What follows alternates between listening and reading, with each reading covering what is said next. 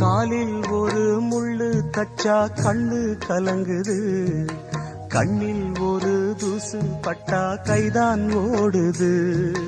சேவல் அன்று கோடு கிழிச்சு வேலி போட்டது, வேலி தாண்டி கோழி போக வேளை வந்தது. அக்கம் பக்கம் யாரும் இல்ல, ஆபத்துக்கு பாவம் இல்ல, பாசத்துக்கு சட்டம் இல்ல, மீறுவது குத்தம் இல்ல.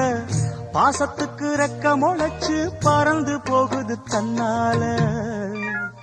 சம்சாரம் அது மின்சாரம், சம்சாரம் அது மின்சாரம்.